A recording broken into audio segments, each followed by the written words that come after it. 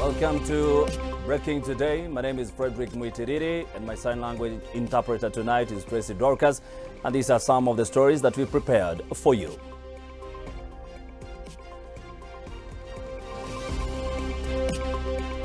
When I address the House next.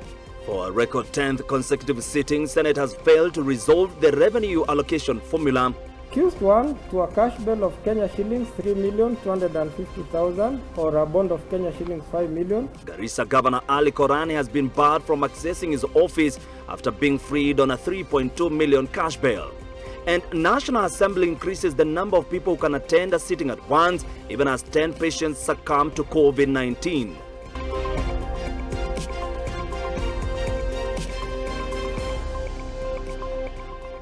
And welcome to the broadcast. You can talk to me via our SMS line, that is 111 444 111, that is 111 444 111, and tell me, where are you watching us from? Now, senators reconvened for a record 10th time today to debate and vote on the contentious third basis for sharing county revenue. From the sessions today, the factions were unable to agree on a formula despite creation of a special committee to look into the matter. The senators adjourned for KAMUKUNJI to be briefed on the 12 members committee resolution and the controversial revenue allocation formula and present the report to the Senate. Nyakundi Kelvin with the story. Senators reconvened for a record 10th time today to debate and vote on the contentious third basis for sharing county revenue. Thank you, Mr. Speaker. Mr. Speaker. The only consent that is acceptable to these very troublesome clients of Senator Omogeni is a consent on the prayers in our petition. If they allow the prayers we have sought about Article 110, Article 109 and 114, we are happy to consent that the petition be allowed as we have prayed. Mr. Speaker, can you imagine the proposal and bill drafted by Senator Sakaja and I on how you and Senator and Speaker Muturi should sit is also a money bill. The leaders raised concerns over stalled operations due to lack of funds. The House has concluded that the proceedings should progress tomorrow, like it should. The highlighting of the submissions, because I think that was supposed to be done tomorrow, and that we will not continue pursuing that consent that is being sought by National Assembly, particularly because, Mr. Speaker, I should have disclosed further that I know the terms of the consent, that Mr. Speaker, have been proposed by National Assembly, and this House has made a resolution and members have submitted that we cannot trust a situation where we are going to file this consent and then withdraw the main petition. The 12-member committee earlier met with President Uhuru Kenyatta, ODM boss Raila Odinga and Council of Governors Chair Wycliffe Oparanya at State House. In the meeting, the President pledged to allocate an additional 50 billion shillings to counties. Nyakundi Kelvin, Switch TV. 10 times they have not resolved the matter. 10 times. So, who is to blame on the revenue allocation stalemate? Who is to blame on the revenue allocation stalemate? Talk to me on 111 444 111, 111 444 111. Tell me, who is to blame on the allocation, the revenue allocation stalemate? Moving on. Garissa Governor Ali KORANE has been barred from accessing his office but has been released on a 3.2 million cash bail following his involvement in the alleged embezzlement of 233 million shillings World Bank grant. Appearing before the anti-corruption magistrate Dolgas Ogoti, Governor KORANE and 4 others were charged with conspiracy to commit an offense of economic crime, willful failure to comply with the laws related to management of the funds and misappropriation of public funds. Our reporter Clifford Dumbi with the story. Cash bail of Kenya shillings 3,250,000 or a bond of Kenya shillings 5 million with one surety of similar amount. This was the bail term set by Justice Ogoti when Garissa Governor Ali KORANE appeared before him of allegations that the governor benefited from misappropriation of over 233 million shillings, money donated by World Bank and funded by the Kenya Urban Support Program for various projects in Garissa County. The prosecution team asking for stringent bail terms. Derogation can only happen when there is denial of bail Further, that it's not the duty of the prosecution to set terms and conditions for bail or of bail. On the other hand, the defense team led by lawyer Ahmed Nasir argued that Justice Ogoti should grant his client reasonable bail terms as the governor did not benefit from the alleged lost funds. That there was no allegation that the governor participated in such laws, and there is no criminal provision that criminalizes leadership. Having examined presentations from both sides, Justice Ogoti was of the opinion that there have been loss of documents that could have been used as evidence. There are documented incidents of loss and or disappearance of vital documents from certain offices where public or state officers charged with corruption or economic crimes related to their work have been allowed unrestricted access to the offices during the pendency of their cases. For now, Governor Ali Korane has been released on a cash bail amounting to 3.25 million, where Justice Ogoti has also ordered him not to interfere with the witnesses before the pre-trial hearing, which will commence on the 23rd of October 2020. Reporting for Switch TV, I'm Clifford Ndubi. Thank you, Clifford. Deputy President William Ruto has called upon politicians to stop turning Kenyans against each other for their own gains. He has warned that there is a section of politicians focused on sowing seeds of discord among Kenyans to advance their own selfish agenda. The Deputy President, who spoke at his current residence during a prayer meeting attended by Narok County religious and political leaders, said violence would never be part of their country's political fabric. On the other side, Malindi Member of Parliament Aisha Juma and Senator we must say no to hate. We must say no to division. We must say no to ethnicity. And we must say no to those who want to split us and cause division and violence in our midst. Violence will never, ever be part of our political dispensation in Kenya. Do not throw stones back at these barking dogs. Let them keep barking. You keep walking, and with the support and the prayers of these men and women of God, you shall get to where you're going. Wewe fanya kazi ile Mungu amekutuma ufanyie watu wako. Biblia inasema katika kitabu cha Methali tena 26:4 ya kwamba usimjibu mpumbavu kiupumbavu, usije ukafanana na yeye. Kwa hivyo, Your Excellency, usiwajibu wapumbavu kiupumbavu.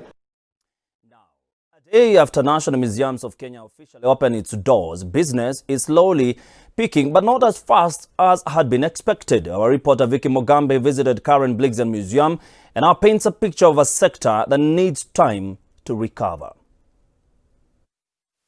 Started in the early 1930s, after the death of the Danish author Baroness Karen Blixen, the Karen Blixen Museum has been open to the public after 6 months of closure. As the museum, we have done all the requirements to cater for our staff and also to cater for the guests who are coming. As you can see from the compound, we have water points, we have the sanitizer, we have the directive of what we need to have. For the children now, we have to have the booking, and they have to book in advance, and then we have to divide that group into 15 per group. We won't take the whole 100 because, as you see, our museum, the space is not big, and we have to put the directive of 1.5 space between the other group and the other one. The museum is strictly following the Ministry of Health measures that have been laid down. Joy says the museum has been hard hit by the pandemic and hopes to recover in the next coming days. Okay, my name is Jose and I'm very happy to be here, and everything is very nice. The museum is slowly gaining traction as 1 or 2 visitors scarcely visit the place. Jose Pina, a tourist, was excited to be here and feels safe with the new COVID-19 regulations. We have been following the HEMOH guidelines. We have been prepared to come and open the museum, and we are glad to come and showcase the history of the museum. This is one among many other centers that reopened yesterday after months of closure. COVID-19 has been with us longer than expected, and now museums are reopening in conformity to the new normal. Vicky Mogambi reporting for Switch TV. Thank you, Vicky. 10 patients have succumbed to COVID-19, bringing the total number of fatalities to 634.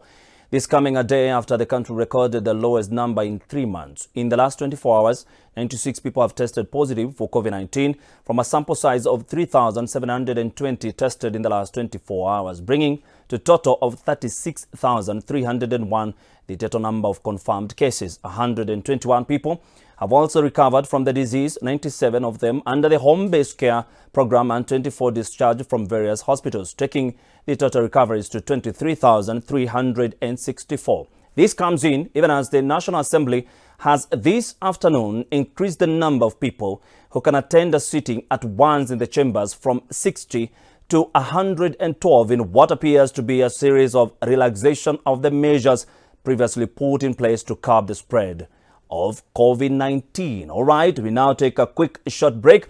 I'll be back with more in a short while. Talk to me on 111 444 111. That is our SMS line, 111 444 111. We'll be back in a short while.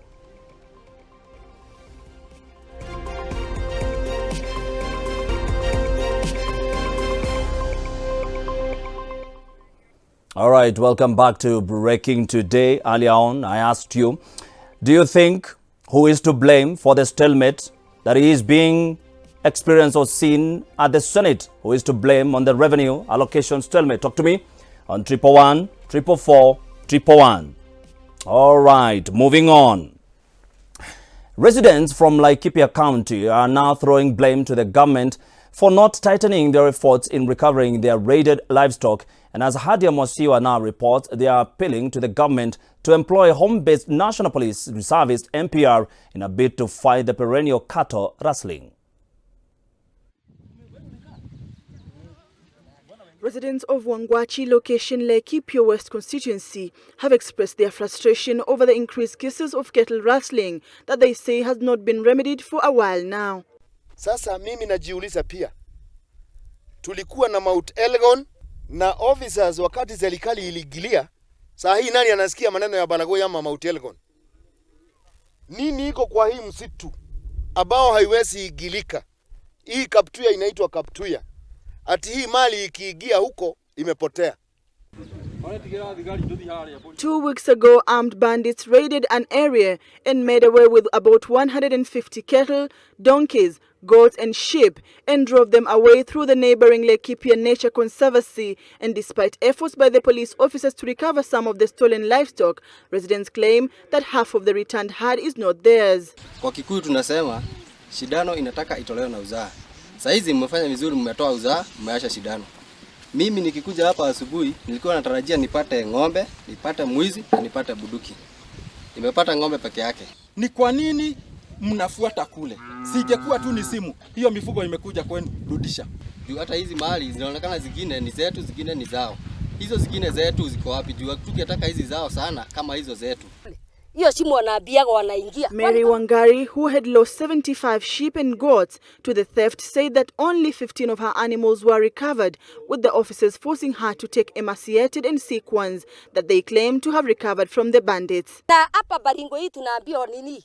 Mali inaenda. Kuna serikali wa huko. Kwani president ashukui hatua ya serikali ya huko wasimame kasi kama wesi? Kwa sababu wao ndio wanatutumia wesi. Juu wanajua hakuna mtu ajui watu wake. Kama sasa hivi bwana Naski ananijua mimi ni wake. Na nikiiba leo nitachukulia hatua. Kwani hao watu wachukulia hatua? Lakini ikikuwa ni wakiiba 100 tunaletewa 30. Wakiiba 200 tunaletewa hiyo kazi, hiyo ni biashara itaenea na hiyo ni biashara nzuri na hawa. Sasa hiyo kitu kama mnataka kusaidia sisi, saidieni sisi dizi ya huko na dizi hapa wakae chini. Ati mali ikivuka mpaka yako hatuingii huko tena, tunataka mali yetu. Hiyo itakuwa. Mr. Joseph Wakibia, another resident, faulted the government for disarming the National Police Reservice (NPR) officers and allowing the bandits to remain armed, noting that this had allowed the cattle rustling business to thrive. Sisi nyinyi ndio nyang'anya sisi zini uduki. Mulivuka sisi mkono. Sasa nikivuka huyu mkono na wewe ukuje si utanyaza Sasa mulivuka sisi mkono. Tusaidia ama ikutusaidia. Laikipia West Deputy County Commissioner Hezron Nyamberi promised to follow up on the issue as well as to follow up on the stalled repair of the armed police vehicle at the anti-stock theft unit in the area. Kufikia wiki ijayo tutajua ni akina nani hao wanaishi huko ambao wanashirikiana na wakora kuja kuwaibia. So mnipatie wiki moja tutapata majibu. DCI tukipata hiyo majina yote through the SCC. Hiyo tutaanzia na hiyo kwa sababu tunaanza kutoa ile kidonda ambayo inafanya nini? Inatuuma kwanza. Hiyo ndio njia ya kumaliza wizi na kumaliza uhalifu katikati yetu. Mr. Nyamberi, who is recently deployed in the region, promised to wipe off banditry and cattle rustling activities in the region. Hadia Mwasiwa, Switch TV. Thank you, Hadia Mwasiwa. Some of the SMSs that are coming through, 111, 444, 111. The greed of Kenyans and no sense of fair play to blame. Karen from Nanyuki. We should blame suspicion and lack of trust between the better endowed counties and the poor ones. Hello, Frederick. Simon from Dagoretti watching Switch TV. Anyway, where is interpreter Michael Maithia? He's off day today. Today we have Tracy Dorcas. Some of the SMSs from Facebook. Hannah, you're telling me looking sharp. Thank you. Ibranaha, is that you? Yes, it's me. Ernest Mananga Jr. Tune in from Tawala as usual. Margaret Wairimo, you're asking at what time? Now. All right, moving on. The Mijikenda Council of Elders have called upon Parliament and the National Cohesion and Integration Commission and the Judiciary to take firm action against leaders who engage in hate speech. Speaking in Kilifi after holding a consultative meeting of representatives of all the 9 Kayas, council members wondered why the 3 institutions were not giving proper guidance on the issue of legislators trading insults. Our reporter Kennedy Kimani with more. Led by their council's coordinator Tsumanzai Kombe, the elders have asked the National Assembly Speaker Justin Muturi to call out members of parliament who perpetrate hate speech in order to instill discipline among elected leaders and thereby redeem the image of parliament. Sisi tunajua kiongozi akiongea sauti yake huwa inaenda kwa jamii na ni muhimu sana. Pia tunatoa kauli kwa tume ya uwiano ili pia waweze kueleza Wakenya haya matamshi ambayo yanatamkwa sahihi. Je, watatuambia nini kulingana na muongozo, kwa sababu Kenya inataka kurudi kwa ile miaka ya 2007. Elder Juma Moviko from Kaya Digo said those who will not heed the Elders Council will be placed under a curse and be rejected as leaders during the 2022 general elections. Sisi kama jamii ya Mijikenda, tukiwa viongozi wa jamii, viongozi ambao tunao pwani, ambao wanayaunga mkono matamshi yaliyotolewa na Oscar pamoja na mwenzie Ngeno, wakae wakijua kwamba sisi hatuwatambui, tunawatenga katika jamii na pia chuma chao kimotoni. 2022 nafikiri watarudi nyanjani, kwa sababu hapa tulipo sisi tunapiga msasa, tunaangalia. Kwa sababu kuna msemo unaosema chanda chema ndicho kinachovishwa pete. Mijikenda Council of Elders further stated that they will soon summon COSO MPs and other leaders seen to be supporting the utterances of the errant leaders with a view of cautioning them.